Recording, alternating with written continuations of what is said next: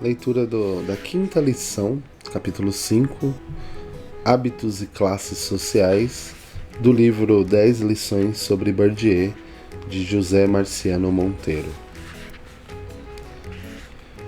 O projeto sociológico construído por Pierre Bourdieu instaura nas ciências sociais novas chaves de compreensão e explicação do mundo social. A teoria por ele elaborada tem permitido investigações e estudos empíricos em variados contextos com uma multiplicidade de objetos.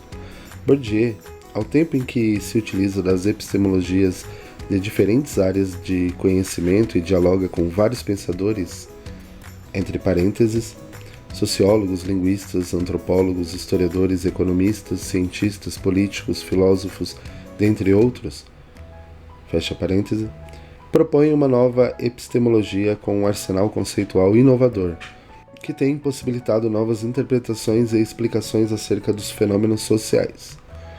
Os conceitos de espaço, campo, hábitos e capitais, dentre outros, por exemplo, foram forjados a partir dos experimentos teóricos em confronto com o universo empírico nas pesquisas por ele realizadas. Hábitos não se confunde com hábito. O primeiro é dinâmico e dialético e contrapõe-se à concepção estática e mecânica do segundo. A partir do conceito de hábitos, Bourdieu pretende romper com a lógica mecânica da reprodução, compreendendo hábitos como um princípio gerador das práticas e como um princípio de invenção, produzido e gestado na história. Esse conceito, para tanto, da mesma forma que as noções de campo e de capital, torna-se central no projeto sociológico bourdieusiano. Ambos estão imbricados e relacionados.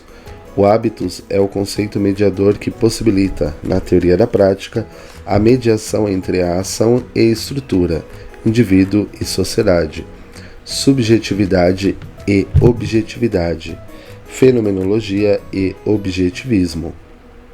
O conceito de hábitos foi incorporado ao projeto sociológico de Bourdieu a partir da reconstrução por ele realizada da concepção de hábitos e exes, esboçada em Aristóteles e, posteriormente, retomado por autores contemporâneos como Russell. Foi Aristóteles quem construiu e sistematizou, pela primeira vez, o conceito de hábitos para pensar a prática reiterada e o saber prático incorporado.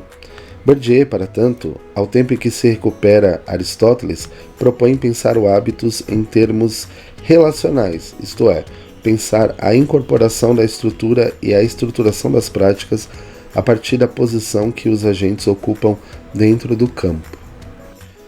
A ação social será identificada, por assim dizer, nas relações entre as estruturas incorporadas, hábitos, e as estruturas objetivas, campos, o que permite o distanciamento da proposta de conhecimento do mundo social elaborada pelos estruturalistas.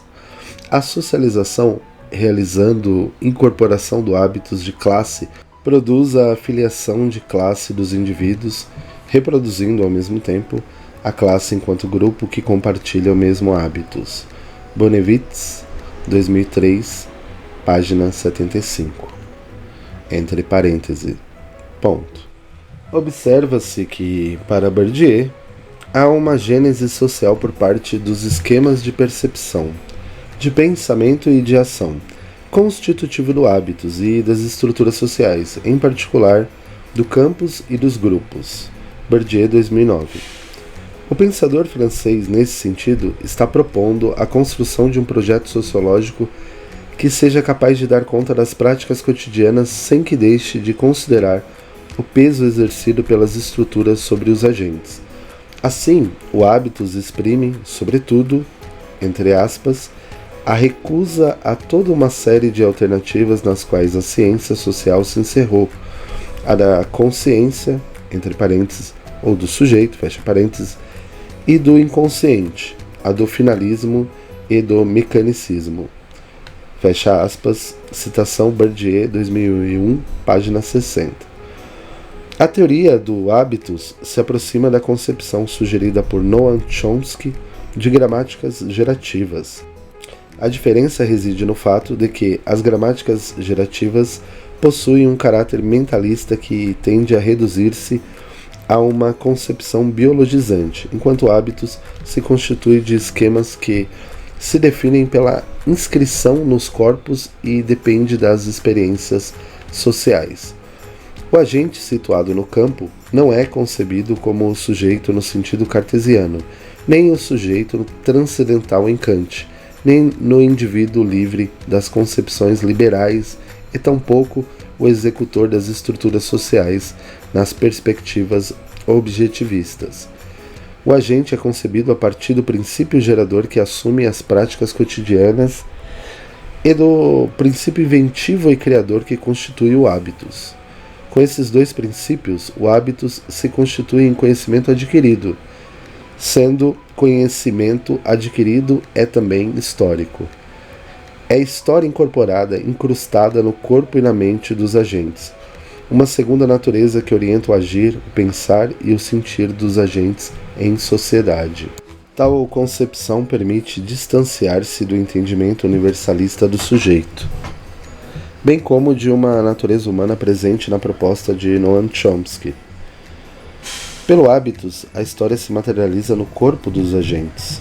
Aqui reside uma das diferenças entre a praxeologia e o modo de conhecimento objetivista, estruturalista. O hábitos não obedece, por assim dizer, a um princípio inalterável. O agente não nasce com o hábitos, adquire-o. A socialização não assume centralidade nesse processo, quer seja a socialização primária, por meio da família, quer a socialização secundária, por meio da escola, por exemplo.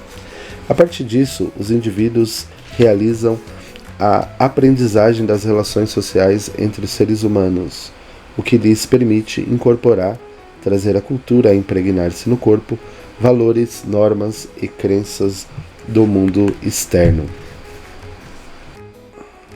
Em seus primeiros estudos na Argélia, Bourdieu constatou como os subproletariados argelinos, por exemplo, possuíam hábitos dilacerados pelas tensões e contradições impostas pelos condicionamentos da dominação capitalista francesa.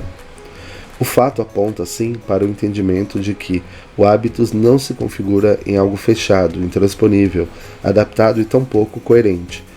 As disposições incorporadas pelos agentes podem entrar em desacordo com as forças do campo que são constitutivas das normalidades. Tais desacordos sucedem das mudanças ocorridas nas condições objetivas. Isso implica dizer que, enquanto persistem as condições objetivas de formação do hábitos, há a continuidade de adaptação das condições que permitem ao agente adotar práticas ajustadas às diferentes situações em que se encontra no campo. Todavia, ao se modificar as condições objetivas, produz-se uma defasagem do hábitos antigo em relação às condições novas, o que promoverá a histeresis. Citação Bourdieu e Sayad, 2006. No entendimento de Bourdieu, consiste no descompasso que ocorre em relação às mudanças objetivas das estruturas que afetam diretamente o hábitos, promovendo desajustes entre o mundo objetivo e o mundo subjetivo. Isso pode ser compreendido, por exemplo, nos, abre aspas, conflitos de gerações, fecha aspas, no descompasso entre o hábitos dos pais e dos filhos, estruturado pelas instâncias de socialização múltiplas, como a escola e a mídia. Uma leitura apressada sobre os primeiros trabalhos de Bourdieu pode levar o leitor a encarar seu projeto sociológico como estruturalista. Bourdieu não exclui o peso que a estrutura exerce sobre as práticas cotidianas, porém as recupera em outra chave explicativa, por intermédio do conceito de hábitos. A inventividade dos agentes torna-se central, distanciando-se, assim, já nos seus primeiros trabalhos, das perspectivas que concebem a ação como resultado da estrutura que retira a capacidade transformadora dos agentes sem, com isso, ser indiferente ao peso das estruturas sociais. Bourdieu, 2002. Nos trabalhos sobre a Argélia, todo o seu esforço deveu-se em perceber as transformações pelas quais passaram aqueles agentes e instituições dentro da formação social de profunda violência simbólica e desenraizamento social. Como sugere Bourdieu, O hábitus não é compreendido em seu sentido mecânico, como hábito, mas em seu sentido dialético, como história que se materializa ou como história que se incorpora. Entre parênteses, 2009, página 87. Nesse sentido, define o hábitus como, citação, sistema de disposições duráveis e transponíveis, estruturas estruturadas predispostas a funcionar como estruturas estruturantes, ou seja, como princípios geradores e organizadores de práticas e de representações que podem ser objetivamente adaptadas ao seu objetivo sem supor a intenção consciente de fins e o domínio expresso das operações necessárias para alcançá-los, objetivamente reguladas e regulares, sem em nada ser o produto da obediência a alguma das regras, e, sendo tudo isso, coletivamente orquestradas sem ser o produto da ação organizadora de um maestro. O hábitus é entendido como um sistema de disposições gerais que se adapta, por meio dos agentes, a cada conjuntura específica de ação. O hábitus se traduz, assim, pelo ethos, que são os valores em estado prático, cultura tornada corpo e não consciente da moral, e pela exis corporal, que diz respeito às posturas, às disposições do corpo. Em outras palavras, o hábitus não só permite entender o porquê que as pessoas se vestem ou se alimentam de tal maneira ou praticam tais esportes, mas também a forma como elas se vestem, se alimentam e praticam tais esportes. A teoria da prática proposta por Bourdieu, 2002, tem, nesse sentido, o recurso à história como elemento central para pensar a relação entre agente e estrutura, subjetividade e objetividade, de forma dialética pela mediação do hábitus. O mundo social é compreendido e explicado na cumplicidade e na relação entre a história tornada corpo e a história tornada coisa. A primeira relacionando-se à história encarnada nos corpos, sob a forma de hábitos entendido como algo que se adquire historicamente, ou seja, algo que necessita de tempo para que seja internalizado. A segunda, entre aspas, a história tornada coisa, refere-se à história que se materializa nos objetos, a história objetivada nas coisas sob a forma de estruturas e mecanismos que designam o espaço social e o campo. Bourdieu, 2001, página 185 e 184. A magia do social, através dos processos de dominação, está em camuflar as práticas sociais e culturais como produção histórica expressas em nosso corpo. A magia do social está em esconder a historicidade, apresentando as práticas como expressão da condição natural dos agentes. Se o hábitus é história incorporada, isso implica afirmar que o mundo social é internalizado no agente e construído. Assim, o agente, para além de se constituir enquanto ser biológico, é um ser social, construído no decorrer de um processo histórico a partir da sua posição no campo. O agente é, invariavelmente, sociedade. No agente está a sociedade como externalidade internalizada em seu corpo, bem como, por estar situado no campo, num contexto de forças sociais. Externaliza o que incorporou em disposições que orientam as formas de agir, pensar e sentir, configurando-se matrizes de apreciação, percepção e ação. A história permite, nesse sentido, afastar-se de uma concepção naturalizante do mundo social e de tudo que nele se realiza. A história encarnada nos corpos permite perceber que o indivíduo não é este ser abstrato concebido pelo individualismo metodológico. O agente internaliza o mundo social nos seus esquemas cognitivos. Os corpos deixam de ser pensados como estruturas biológicas tão somente e passam a ser pensados como corpos socializados. É o processo de socialização e incorporação pelos agentes, a partir da posição destes situados no campo, que informam as matrizes de apreciação e de percepção que orientam as escolhas e os interesses em jogo. É a lógica da prática que fundamenta o hábitus. Preferir cachaça a vinho, feijão, arroz, cuscuz e carne de galinha de capoeira a caviar decorativo do sushi, votar na direita a votar na esquerda, praticar futebol ao invés de tênis. Todas essas escolhas não são aleatórias. Elas são orientadas pelo hábitos, resultado da interiorização da exterioridade, a partir da posição que ocupamos no mundo social. Nossas práticas e representações não são frutos da nossa liberdade, mas das escolhas condicionadas pela posição no espaço social. Com tal perspectiva, Bourdieu ratifica a força que as estruturas exercem sobre nós e, ao mesmo tempo, a forma como incorporamos valores, normas e representações, fazendo dessas matrizes de ações e percepções. Assim, a prática dos agentes não tem origem no cálculo, como sugere a teoria da escolha racional do Homo economicus, e tampouco nas determinações externas, conforme recomenda a abordagem estruturalista. As práticas têm origem na mediação entre o agente e a estrutura que se dá pelo hábitos.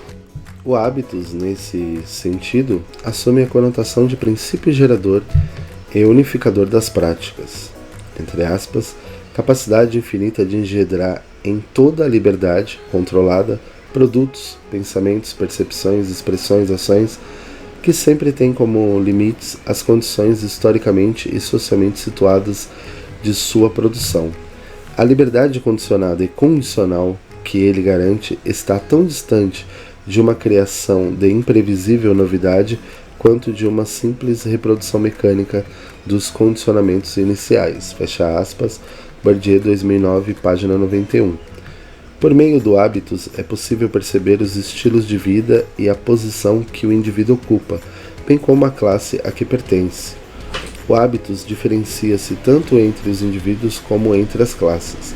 Eles são diferenciados a partir da posição relacional que os agentes ocupam no campo, ao tempo em que também são diferenciantes, operam no mundo prático como princípios de diferenciação, ou seja, princípios de classificação, divisão e de divisão.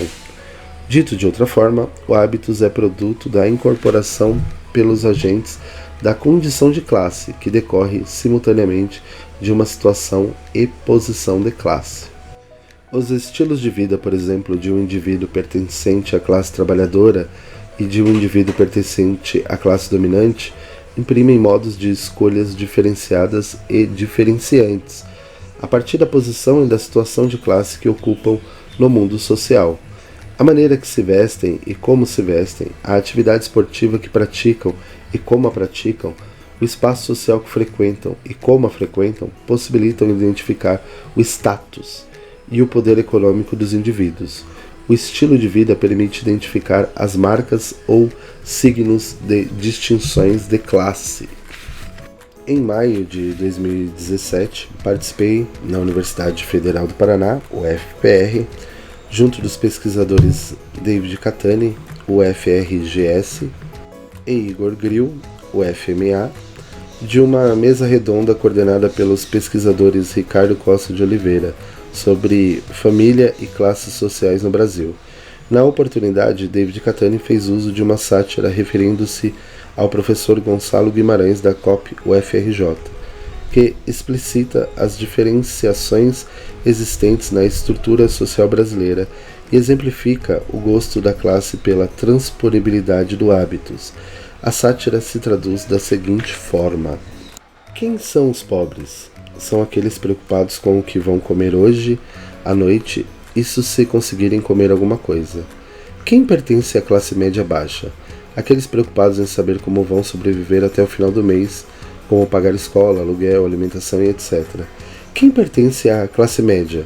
Aqueles preocupados em saber onde irão passar as férias de verão, se trocam ou não de carro e que reclamam o tempo todo da carga tributária. Quem pode ser classificado como classe média alta? Aqueles preocupados em saber se, na próxima temporada, irão a Londres ou a Nova York e se, além de Miami, comprarão uma residência em Portugal. Quem pertence à classe verdadeiramente rica? Aqueles preocupados em como passar o patrimônio para os netos. Observa-se, a partir dessa sátira, elementos que podem ser relacionados ao hábitos de classe, de acordo com o que sugere a proposta sociológica de Bourdieu. As classes populares, aqui os pobres e a classe média baixa, têm um hábitos fortemente marcado pelo sentido da necessidade e da adaptação a essa necessidade. Os valores e as escolhas estão muito mais próximos das necessidades materiais, restando-lhes pouco para investimentos em bens culturais. Daí resulta que, como já mencionado, as classes populares valorizam a força física, orientando suas escolhas por práticas alimentares pesadas, com maior volume no prato e que, também, traduz-se em práticas esportivas que necessitam do uso mais intenso da força física, futebol, boxe, dentre outras. A pequena burguesia, pensada aqui pela classe média e a classe média alta, está voltada para o investimento em capital cultural, como forma de se distinguir das classes populares e se aproximar dos valores e do estilo de vida da classe dominante. Embora não possuindo homogeneidade quanto aos estilos de vida, buscam valorizar os prazeres proporcionados pelos espaços que frequentam. A exis corporal se traduz nas escolhas por alimentação leve e cuidado maior com o corpo, além de investir parte do seu tempo livre em capital cultural, para que, assim, possam se inserir nos melhores postos de trabalho da burocracia estatal e do mercado. A classe dominante, que na sátira corresponde à classe verdadeiramente rica, diferentemente possui hábitos constituído a partir da noção de distinção. Procura-se diferenciar das demais classes. As diferenciações se expressam no corpo econômico. A exis corporal, por exemplo, de um agente pertencente à classe dominante se traduz na linguagem e na maneira como dispõe do corpo no espaço social. Em sua casa é possível identificar quadros, obras de arte, carros de luxo, helicópteros, jatinhos e iates. Estão preocupados na transmissão do patrimônio, quer seja material ou simbólico, o que se constitui em uma das estratégia sucessória utilizadas pela classe dominante para a reprodução social do grupo e, aqui, também, da classe social.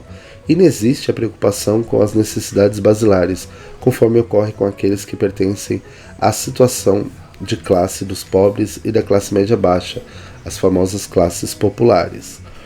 A sátira nos mostra, conforme sugere Bourdieu, que as distâncias no espaço social entre as classes populares e a classe dominante também podem ser observadas na relação do acesso a bens vinculados ao corpo e ao espírito. Quanto mais preocupados estão em saciar as necessidades existenciais, mais desprovidas estão os agentes em relação aos dois capitais, cultural e econômico, que estruturam as sociedades capitalistas. Vê-se que, na sátira, os pobres e a classe média baixa estão preocupados em sanar a fome e resolver problemas que se encontram na ordem das necessidades basilares, enquanto as classes médias e a classe média alta, ao tempo em que se distanciam das classes populares, também se distanciam da preocupação vinculada às necessidades existenciais básicas. Para estas classes, as preocupações emergem em outra dimensão. Estão interessadas no investimento em capital cultural, em frequentar espaços que a classe dominante frequenta. Porém, vê-se que, se há distância entre as classes populares e as classes médias, entre estas e a classe dominante não será diferente. A classe dominante, como classe detentora da distinção por excelência, diferencia-se e distancia-se das demais classes não apenas pelo seu acúmulo de riqueza, mas sim pela forma como realiza suas práticas. Observa-se que, para a classe dominante, inexiste a preocupação com as necessidades existenciais. A atenção está voltada para a transmissão e, mais do que isso, para a manutenção e reprodução da sua posição de classe. O distanciamento e os processos de diferenciações entre as classes tornam-se visíveis não somente pelos tipos de capitais que os agentes adquirem, mas também pelas práticas que realizam no mundo social. A sociologia proposta por Bourdieu permite, assim, uma leitura sofisticada das classes sociais, a partir dos hábitos de classe e do estilo de vida, relacionando ordem econômica e ordem social, estilo de vida e status. sem negar a importância do capital econômico presente na análise de Marx.